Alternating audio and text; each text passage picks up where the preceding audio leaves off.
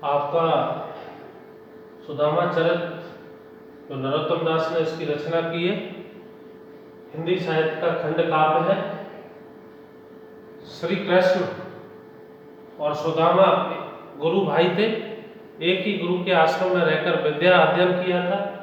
सुदामा अक्सर अपनी पत्नी सुबुद्धि से ये कहता रहता था कि मैं और कृष्ण मित्र हैं, लेकिन गुरु के आश्रम में पढ़ने के बाद सुदामा अत्यंत निर्धन ब्राह्मण है और भगवान श्री कृष्ण तीनों लोगों के आराध्य स्वामी हैं। तो सुदामा की पत्नी सुबुद्धि के द्वारा सुदामा को श्री कृष्ण के यहाँ भेजना, यही इस खंड काव्य की कथा वस्तु है। या इसी घटना को आधार बनाकर नरोत्तम दास ने पूरे इस खंड काव्य सुदामा चरित की रचना की है। जब बार बार उसकी पत्नी उसको जाने के लिए तैयार करती है, विवश करती है, तो सुदामा जो ईश्वरी भक्ति में लीन रहने वाला था, भगवान श्री कृष्ण का अन्य भक्त था, तो वो अपनी पत्नी को समझाते हुए कहता है, शिक्षक हो सगरे जग को तियमिस स्त्री। अपनी पत्नी सुबुद्धि को सुदामा समझाते हुए कहता है, शिक्षक हो सगरे जग को, मैं तो सारे संसार को शिक्षा देता हूँ। शिक्षक का काम है विद्या का प्रचार प्रसार करना, लोगों को पढ़ाना। तो मैं तो एक शिक्षक हूँ और विद्या का प्रचार प्रसार करता हूँ, पढ़ाता हूँ। ताको कहा अब देते हैं शिक्षा। सुदामा अपनी पत्नी से कहता है कि मैं तो शिक्षक हूँ, मैं तो लोगों को पढ़ाने का काम करता हूँ, विद्या का प्रचार प्रसार करता हूँ, लेकिन तुम उसी शिक्षक को शिक्षा देना चाहती हो, उसी शिक्षक को पढ़ाना चाहती हो। जे तप के परलोक सुधारत, वो कहता है कि ईश्वरी भक्ति से, तपस्या से मैं तो अपने परलोक यानी मृत्यु लोक को सुधारना चाहता हूँ। संपत्ति की तिनके नहीं इच्छा, और मुझ जैसे गरीब ब्राह्मण जो हमेशा कृष्ण की भक्ति में लीन रहता हो, लगा रहता हो, कृष्ण की भक्ति के सिवा जिसको और कोई चाहता नहीं हो, उस व्यक्ति के लिए संपत्ति, उसको कोई उसकी इच्छा नहीं होती है, या उसके जीवन में संपत्ति का मोल या धन दौलत की कोई उसको लोभ और लालच नहीं होता है।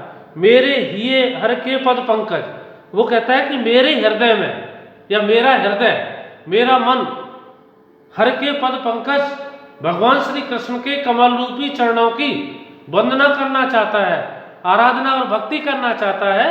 यह श्री कृष्ण की सुंदर छवि मेरे हृदय में बसती है। श्री कृष्ण के सिवा और किसी की मैं आराधना करना नहीं चाहता हूँ, या श्री कृष्ण के सिवा और किसी की भक्ति मुझे नहीं चाहिए। 12,000 ले देख परीक्षा, चाहे भले ही भगवान श्री कृष्ण कितनी बार भी हमारी परीक्षा ले लें, अभी वो गरीबी की परीक्षा ले रहे हैं, लेकिन और भी इससे ज़्यादा और गरीब हो जाए, लेकिन उसको संपत्ति और धन दौलत की कोई इच्छा नहीं है। उसके हृदय में, उसके मन में तो श्री कृष्ण की सुंदर छवि बसी हुई है, और श्री कृष्ण की भक्ति और आराधना वो करना चाहता। और उनको धन चाहिए बाबर, वो अपनी पत्नी को संबोधित करते हुए कहता है, समझाते हुए कहता है कि और लोगों को धन की इच्छा होती है, हे पगली, हे बावली, और लोगों को धन की इच्छा होती है, बावन को धन केवल भिक्षा। और ब्राह्मण का जो सबसे बड़ा धन है वो तो केवल भिक्षा है। अगर उसको पेट भरने के लिए भीख मिल जाए, भिक्षा मिल जाए, तो फिर उसको धन दौलत संपत्ति की कोई इच्छा नहीं रहती है। अर्थात मैं तो शिक्षक हूँ, तुम उसी शिक्षक को शिक्षा देने की प्रयास कर रही हो। इस संपत्ति धन दौलत की हमारे लिए कोई आवश्यकता नहीं है। हमारे लिए तो सबसे बड़ा धन, सबसे बड़ी संपत्ति, सबसे बड़ा ईश्वर की, कृष्ण की भक्ति और आराधना है। तो सुबुद्धि फिर कहती है उससे, दानी बड़े तिहु लोकन में, वो कहती है कि भगवान श्री कृष्ण महादानी है, तीनों लोकों में उनकी दानवीरता के, उनकी महानता का, उनकी यश के कीर्ति पताका फहरा रही है। जग जीवित नाम सदा जिनको ले, ये संसार के प्राणी उन्हीं का नाम ले लेकर जीवित रहते हैं। दीनन की सुध लेत भली विद, अब वो कह रहे हैं दीन दुखियों की, असहाय व्यक्तियों की वो भली सुध लेते हैं। जो कोई भी लोग असहाय, कष्टों से पीड़ित व्यक्ति उनके दरबार में जाता है, वो उनके कष्टों को तुरंत दूर करते हैं। तो यहाँ दीनन की सुध लेत भली विद, अर्थात जो कष्ट है जिसको, उसी के कष्ट को तुरंत भगवान श्री कृष्ण निवारण करते हैं। सिद्ध करो पिय मेरो मतो लो। और वो कहती है सुबुद्धि के हे प्रियतम, हे प्राणनाथ, मेरा ये मत है, या मैं ये कहना चाहती हूं कि तुम भी श्री कृष्ण से आशीर्वाद लो, या श्री कृष्ण के यहाँ जाओ। भगवान श्री कृष्ण हमारी निर्धनता को, हमारी गरीबी को एक क्षण में, एक पल में दूर कर देंगे। दीन दयाल के द्वार न जात सो, और के द्वार पे दीन है बोलो। यहां सुदामा की पत्नी उसको कहती है कि भगवान श्री कृष्ण के द्वार पर जाने में तो आपको शर्म लगती है, आप संकुचित महसूस करते हो, आप छोटे होने का दिखावा कर रहे हो, लेकिन और लोगों के घर दीन वाणी में कृष्ण के नाम पर भीख मांगने में आपको शर्म नहीं आती है। तो सुदामा के मन में ये डर है कि तीनों लोगों का आराध्य भगवान श्री कृष्ण अगर मुझे पहचानने से मना कर दिया, पहचानेगा नहीं, तो मेरी क्या मनस्थिति होगी। इसीलिए उसकी पत्नी कहती है कि और लोगों के यहाँ मांगने में तो आपको शर्म नहीं आती, जब मैं श्री कृष्ण के यहाँ जाने के लिए कह रही हूँ तो आप ये कह रहे हो कि वहां हमें नहीं जाना चाहिए। श्री जगन्नाथ जाके हितुसो तेहू पन क्यों कन मांगत डोले। वो कह रहे हैं कि जब यादव कुल के श्रेष्ठ श्रोमणी गोवर्धन पर्वत को धारण करने वाले तीनों लोगों के आराध्य भगवान श्री कृष्ण, जिनकी हेतु मदद करने वाले हों, अपने भक्तों के कष्टों को दूर करने वाले हों, पन तो वहां तुम्हें जाना चाहिए, वहां जाने में, मदद मांगने में कोई शर्म नहीं आनी चाहिए। क्यों कन मांगत डोले, लेकिन तुम और लोगों के घरों पर, और लोगों के दरवाजे पर अनाज के दाने मांगते हुए फिरते हो। अर्थात और लोगों के घरों पर मांगने से ज्यादा श्री कृष्ण के दरबार में मांगने चाहिए। और श्री कृष्ण ही एकमात्र ऐसे व्यक्ति हैं, ऐसे आराध्य हैं, जो अपने भक्तों के कष्टों को बिना बताए ही दूर कर देते हैं। तो सुदामा कहता है, छत्रन के पन युद्ध जुआ सजबाज चढ़े गजराज ही। बड़े से बड़े क्षत्रिय भी, बड़े से बड़े चक्रवर्ती राजा भी श्री कृष्ण के यहाँ शरण मांगने के लिए, श्री कृष्ण का आशीर्वाद प्राप्त करने के लिए उनके दरबार में उपस्थिति देते हैं। सजबाज चढ़े गजराजी, हाथी और घोड़ों पर सवार होकर के श्री कृष्ण के दरबार में वो मांगने के लिए जाते हैं। वैश्य को बाने, जिस प्रकार वैश्य को व्यापार, कृषि, शूद्र को सेवन साज नहीं, और शूद्र व्यक्ति को तीनों वर्गों की सेवा करने के लिए जिस प्रकार ईश्वर ने बनाया है, विप्रण को पन है जो यही सुख संपत्ति, और ब्राह्मणों का यही कर्तव्य है कि वो विद्या का प्रचार प्रसार करें और अपने पेट भरने के लिए लोगों से, उदर पूर्ति के लिए लोगों के यहाँ से भीख मांगे। सुख संपत्ति सो कछु काज नहीं, धन दौलत और संपत्ति की उसकी कोई इच्छा नहीं होती है। वो तो ये चाहता है कि मेरा दो वक्त का आराम से भोजन पेट भर सके, और किसी धन दौलत मोह माया की उसको आवश्यकता होती है। के पड़वो के तपोधन है कन मांगत बामन लाज नहीं। वो कहते हैं कि ब्राह्मण के तो दो ही कर्तव्य है, या तो तपस्या करना, ईश्वर की भक्ति करना, या उसको लोगों के यहाँ से अनाज मांगने में कोई शर्म या संकुचित महसूस नहीं होता है। तो आगे उसकी पत्नी कहती है कि कोदो सवा जुरतो भर पेट। वो कहती है कि मैं ये नहीं चाहती कि हमारे लिए बहुत अच्छे स्वादिष्ट भोजन प्राप्त हो, पेट भरने के लिए जो आवश्यकता है, क्या कहती है, कोदो और सवा, कांदा, प्याज और सवा। आप लोग जो व्रत रखते हैं तो सवा की खीर बनाते हैं, और जो बरसात के समय खेतों में बिना बोई वो सावा का पेड़ उगता है, और जो सूखने के बाद उसके लोग जो व्रत करते हैं उनको खीर बनाते हैं। तो वो ये कहती है कि कोदो सवा, प्याज और सवा तो हमें पेट भरने के लिए मिलता नहीं है। न चाहते हो दध दूध मिठौती, मैं ये नहीं चाहती कि दूध और दही खाने के लिए मिले। वो तो ये चाहती है सुदामा की पत्नी कि हमें कांदा और सवा, यानी दोनों वक्त का पेट भरने के लिए पर्याप्त भोजन हो, वो दूध और दही नहीं चाहती है। शीत व्यतीत गयो शिष्याते। अब कहती शरद ऋतु, शीत ऋतु में गर्म कपड़े चाहिए, गर्म कपड़े नहीं है, पूरी सर्दी उन्होंने शिष्या कर निकाल दी। हो हटती पे तो तुम्हें न हटोती। अब कहती है अगर हमारे पास आवश्यकता की चीजें होती तो मैं आपसे जबरदस्ती नहीं करती, आपको जबरदस्ती मैं कृष्ण के यहाँ नहीं भेजती। जो जनती न हितु हर्षो तुम्हें काहे को द्वार के पेल पठौती, पेल में शीघ्रता, जबरदस्ती। अगर मुझे पता है कि जो कोई भी व्यक्ति कृष्ण के दरबार में जाता है तो कृष्ण उसकी मदद करते हैं, भक्ति करते हैं, कृष्ण उसकी जो कमियां हैं उसके कष्टों को दूर करते हैं, इसीलिए मैं तुम्हें जबरदस्ती कृष्ण के यहाँ भेजना चाहती हूँ। या घरते न गयो कबहू पिय टूटो तवा और फूटी कटौती। वो कहती है सुबुद्धि कि और बहुत न तो ऊंचे ऊंचे महल चाहिए, एक जो झोंपड़ी है उसमें भी बरसात का पानी आता है। कबहू पिय, वो कहती है कि हे प्रियतम, हे प्राणनाथ, मैंने कभी तुमसे कोई शिकायत नहीं की इस गरीबी की, और तो और हमारे घर की हालत इतनी खराब है, इतनी गरीब हैं हम कि जो रोटी करने का या रोटी सेकने का जो तवा है वो भी टूट चुका है, फूट चुका है। और फूटी कठौती, पत्थर की पहले कठौती हुआ करती थी जिसमें आटा गूंदने के काम आती थी, तो उस कठौती और उस तवे को दिखाकर के सुदामा की पत्नी कहना चाहती है कि आप इनको देखिए, इनसे हमारी गरीबी का, हमारी आर्थिक हालत का अंदाजा लगा सकता है। और सुदामा ये कहता है कि छाण समय तक तो है लगी बक आठों जाम यह जकठानी। सुदामा कहता है कि तूने और सब काम तो छोड़ दिए हैं, ईश्वर की भक्ति नहीं करती, 24 घंटे आठों पैर यही जक, यही बात को तू दोहराती रहती है, पुनरावृत्ति करती रहती है। कौन सी बात? कि द्वारका जाओ, द्वारका जाओ। वो सुदामा को द्वारका भेजना चाहती है। आठों जाम यह जग ठानी, एक ही बात को दृढ़ निश्चय करके बार बार सुदामा को द्वारका भेजने के लिए वो तैयार करती है, उस पर विवश करती है। जाते ही दे लधाई लड़ावर, और सुदामा कहता है तू तो ऐसे सोच रही है कि मैं द्वारका जाऊंगा और श्री कृष्ण 2-4 ऊंट गाड़ी सोने चांदी से लदा के मेरे साथ भेज देंगे। लदाए यह जी ठानी, ऐसा तुम सोचती हो।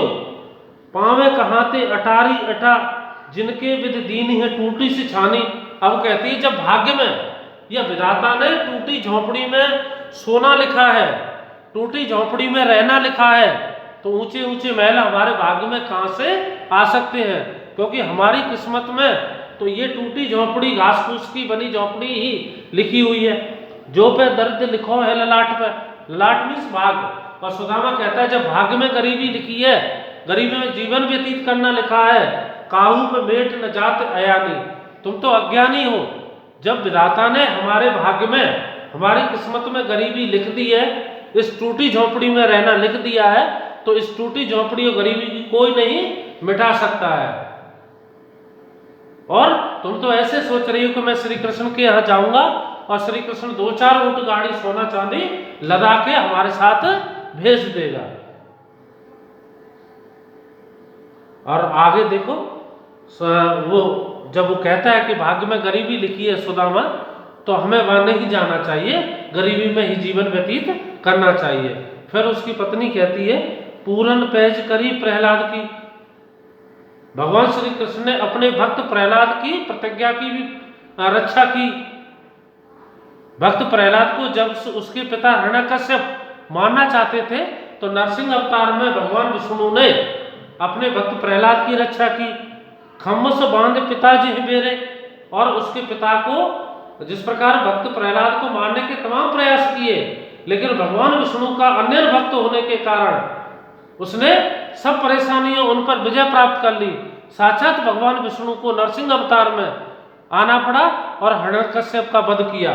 द्रौपदी ध्यान धराओ जब महाभारत के जुए के बाद, जब कौरव दुर्योधन और दुशासन उसको नग्न करना चाहते थे, उस संकट के समय में द्रौपदी ने भगवान श्री कृष्ण का स्मरण किया, उसकी आराधना की, तो श्री कृष्ण ने उसके वस्त्रों को, उसकी साड़ी को इतना लंबा कर दिया था कि दुशासन और दुर्योधन उसको नग्न खींचते खींचते परेशान हो गए, लेकिन उसके शरीर से साड़ी हटी नहीं। तब वहीं पटकोट लगे चौपेरे, इतनी साड़ी का ढेर लग गया, पटमिस वस्त्र इतनी। जब उसने श्री कृष्ण को सच्चे मन से याद किया, तो श्री कृष्ण ने उसकी रक्षा की। ग्राहक छूट गयंद गयो पिय, गज और ग्राह की कथा सुनी होगी, तो जब मगर उस हाथी के पैर को नहीं छोड़ रहा था, उस हाथी ने भगवान श्री कृष्ण का स्मरण किया और श्री कृष्ण ने वहीं से सुदर्शन चक्र भेजकर उस मगर की गर्दन को अलग कर दिया और हाथी को मगर के चंगुल से छुड़ा दिया। हर को निहचे जिय मेरा, तो वो कहता है भगवान श्री कृष्ण तो मेरे हृदय में बसे हुए हैं, मुझे उनके यहाँ जाने की या आर्थिक धन दौलत संपत्ति की कोई आवश्यकता नहीं है। मेरे लिए तो सबसे बड़ी संपत्ति ईश्वर की भक्ति है, ईश्वर की आराधना है। ऐसे दरिद्र हजार हरे में सुबुद्धि कहती है कि हम जैसे हजार लोगों की गरीबी को प्रतिदिन श्री कृष्ण दूर करते हैं। जो लोग उनके यहाँ जाते हैं उनकी कष्ट और परेशानियों को भगवान श्री कृष्ण तुरंत दूर करते हैं और उनको गले लगाते हैं। कृपानिध लोचन कोर के हीरे, श्री कृष्ण की महानता है। कृपानिध, कृपा के भंडार हैं, खजाने हैं, कृपालु हैं, दया के सागर हैं। अगर आप वहां जाओगे द्वारका तो आपको भी श्री कृष्ण गले से लगाएंगे और आपके जो भी कष्ट है, हमारी गरीबी है, दरिद्रता है, निर्धनता है, विपन्नता है, इन सबको वो हमेशा हमेशा के लिए दूर कर देंगे। और आगे जब वो सुबुद्धि नहीं मानती है तो वो धीरे धीरे चला जाता है और वहां जाने के लिए तैयार होता है। तो वो कहती है, आगे सुबुद्धि कहती है, फाटे पट टूटी छां, आपने जो शरीर पर वस्त्र धारण कर रखे हैं वो कैसे हैं, जीर्ण हो चुके हैं, पुराने हो चुके हैं, फट चुके हैं। टूटी छान, और झोंपड़ी है रहने की वो भी टूट चुकी है। खायो भीख मांगे आन, हम अपने पेट की पूर्ति भीख मांग कर करते हैं। बिना यज्ञ विमुख रहत देव पित्र ही, और बिना संपन्नता के हमारे जो पूर्वज हैं स्वर्ग में वो भी हमसे दुखी हो रहे होंगे। हमारी हालत को देख करके वो भी दुखी होते होंगे क्या, क्योंकि उनके पास अपने पूर्वजों के पिंडदान करने के लिए जब श्राद्ध पक्ष आते हैं तो हम अपने पूर्वजों का वो करते हैं। तो वही कहती है कि हम इतने गरीब हैं, जो रहने की झोंपड़ी है वो टूट चुकी है, बस शरीर को ढकने के लिए वस्त्र नहीं है, और तवा और खटौती भी फूट चुकी है। इतनी गरीबी में जीवन व्यतीत कर रहा है सुदामा। बिना जग विमुख रहत देव पित्र, अर्थात हमारे जो पूर्वज है वो किस प्रकार संतुष्ट रहेंगे। बेह दीनबंध दुखी देख के दया, अर्थात वो कहती है कि वो श्री कृष्ण दीन बंधु हैं, दीन दुखियों की मदद करने वाले हैं। तुम जाओ और तुम्हारे कष्टों से वो तुरंत दूर हो जाएंगे। देह कछु भलो वो सो जानत अगत्रई, वो तो तुम्हें जानते ही, तुम्हें देखते ही तुरंत अपने गले से लगा लेंगे। क्यों? क्योंकि उनके दरबार में गया हुआ हर व्यक्ति वहां से खाली हाथ या निराश नहीं आता है। इसीलिए सुदामा की पत्नी सुबुद्धि चाहती है कि हे प्रियतम, तुम भी श्री कृष्ण के यहाँ जाओ। हम जैसे हजारों गरीबों की गरीबी को प्रतिदिन श्री कृष्ण दूर करते हैं। द्वारका लो जात पिय के तो अलसात तुम, और कहती है हे प्रियतम, तुम द्वारका जाओ, तुम क्यों आलस कर रहे हो? तुम्हें बिना देर किए, बिना समय गवाए तुरंत द्वारका के लिए तैयार होना चाहिए। काहे को लजात भई कौन सी विचित्र, तुम क्यों लज्जा कर रहे हो? तुम्हें भगवान श्री कृष्ण के यहाँ जाने में कोई शर्म नहीं आनी चाहिए। जो पे सब जन्म या दारिद्र ही सताया तो पे, वो कहते हैं कि पूरा जीवन तो इस गरीबी में ही हमने निकाल दिया, पूरा जीवन इस कष्ट और अभावों में व्यतीत कर दिया। कौन है आज आइए कृपा निधि की मित्र ही, जो कृपालु दया के सागर श्री कृष्ण, जो गोवर्धन पर्वत को धारण करने वाले थे, तीनों लोगों के आराध्य थे, उनकी मित्रता कब काम आएगी? हे प्रियतम, तुम्हें बिना देर किए, बिना समय गवाए तुरंत श्री कृष्ण के यहाँ जाना चाहिए। और कष्ट के समय में मित्र और घर की स्त्री की ही परख होती है। तो सुदामा कहता है तै तो कही नी की सुन बात हित की। सुदामा की भी धीरे धीरे मन में बैठ रही है, वो सोचने लगा, कह रहा है कि तू जो बात कह रही है वो है तो हमारे हित की, फायदे की है, हमारे भले की है, बात हित की, हमारे अच्छे के लिए। यही रीत मितई की नित्य प्रीत सरसाई, और यही मित्रता की रीति है, नीति है, यही दोस्ती का सबसे बड़ा असूल है कि जब मित्र संकट में हो, मित्र कष्टों में हो, तो दूसरे मित्र को आगे बढ़कर मदद करनी चाहिए। मित्र के मिले थे चित्त चाहिए परस्पर, जब मैं अपने मित्र श्री कृष्ण से मिलूंगा तो एक दूसरे का हाल जानने के समाचार भी मिलेंगे। मित्र के जो जेई है सो आपहु जिमाइए, और वही मित्र श्रेष्ठ है। जैसा स्वयं खाता है वैसा ही अपने मित्र को खाने के लिए देता है। तो वो कहता है सुदामा कि तुम जो बात कह रही हो वो हमारे भले के लिए है, हमारे फायदे की है। और कृष्ण हम मेरा मित्र है तो संकट के समय में मित्र को याद करने में कोई परेशानी या कोई कष्ट नहीं होना चाहिए। और मित्र वही मित्र है जो अच्छा खुद खाएगा तो अपने दूसरे मित्र को भी अच्छा खिलाता है। वे है महाराज जोर बैठत समाज वो। लेकिन सुदामा कहता है कि वो तो तीनों लोगों के महाराज हैं, बड़े से बड़े राजा भी उनके आगे हाथ जोड़े खड़े रहते हैं। तहाँ यही रूप जहाँ कहाँ सक चाहिए, मैं इस फटे हाल में, न शरीर पर अच्छे कपड़े हैं न पैरों में पनैया हैं, तो ऐसे हाल में मैं सुदामा के यहाँ, सुदामा सोचता है कि मैं कृष्ण के यहाँ कैसे जाऊंगा। सुख दुख करे दिन काटेंगे ही बनेंगे भूल। और वो कहता है सुदामा कि जिस प्रकार अब तक सुख और दुख में हमने जीवन व्यतीत किया है, आगे जो शेष जीवन है उसी को हम उस प्रकार और सुख और कष्ट में व्यतीत कर देंगे। विपत परे पे द्वार मित्र के न जाइए। सुदामा कहता है अपनी पत्नी से कि संकट के समय में मित्र से कभी मदद नहीं मांगनी चाहिए। ये सुदामा ऐसा सोचता है। लेकिन सुदामा की पत्नी सुबुद्धि है, वो इस कहती है कि कृष्ण एक हमारी ही गरीबी को दूर नहीं करते। जो लोग जिस कष्ट से परेशान होकर के भगवान श्री कृष्ण की शरण में जाते हैं, भगवान श्री कृष्ण उनके कष्टों को उनको दूर कर देते हैं। अर्थात वो कहता है कि संकट के समय में आज तक तो मैंने कृष्ण से कभी मिला नहीं, कृष्ण की कोई आपस में भेंट हुई है गुरु के बाद। अब वो कह रहा है अब जब हम गरीबी में जीवन व्यतीत कर रहे हैं तो तुम मुझे कृष्ण के यहाँ भेजना चाहती हो। तो फिर वो कहती है विप्र के भगत हर जगत विदित बंधु। भगवान श्री कृष्ण है विप्र, गरीबों के मसीहा हैं, गरीबों की मदद करने वाले हैं, विदित दीन दुखियों की सहायता करने वाले हैं, लेते सब ही की सुध ऐसे महादानी है। वो तो बहुत बड़े महादानी है जो असहाय दुखी पीड़ित कष्ट से युक्त व्यक्ति उनके दरबार में जाता है, उनके कष्ट पीड़ा दुखों को तुरंत भगवान श्री कृष्ण दूर करते हैं। पढ़े एक चटसार कहो तुम कहोवा। और तुम ही कहते हो कि मैं और श्री कृष्ण एक ही पाठशाला, चटसार मीन्स पाठशाला, स्कूल में पढ़े हैं, हम गुरु भाई हैं, एक ही गुरु के आश्रम में विद्या अध्ययन किया है। लोचन अपार वे तुम्हें न पहचानिए। वो तो करुणा के सागर हैं, तुम व्यर्थ में ही ये शंका कर रहे हो कि वो मुझे नहीं पहचानेंगे, वो तो तुम्हें देखते ही तुरंत पहचान जाएंगे। एक दीन बंधु कृपा सिंधु फिर गुरु बंधु। एक तो वो कृपालु हैं, दीन दुखियों की मदद करने वाले हैं, और फिर गुरु भाई भी हैं। तुम सम कौन दीन जाको जिए जानिए। और तुम्हारे जैसा अत्यंत गरीब अपने मित्र को तुरंत देखते ही पहचान लेंगे। नाम लेत चौगुनी गए ते द्वार 100 गुनी 100 देखत सहस्त्र गुनी प्रीत प्रभु मानिए। तुम जैसे ही यहाँ से कृष्ण का नाम लेकर चलोगे तो रास्ते की हर रुकावट, रास्ते के हर अवरोधक, रास्ते के कष्ट तुरंत दूर हो जाएंगे। और श्री कृष्ण के यहाँ पहुँचते ही वो सब कुछ राजपाट छोड़ करके, राजकार छोड़ करके तुरंत आपको अपनी शरण में ले लेंगे, आपसे गले मिलेंगे, आपका उचित आदर सत्कार करेंगे। बहुत बहुत धन्यवाद।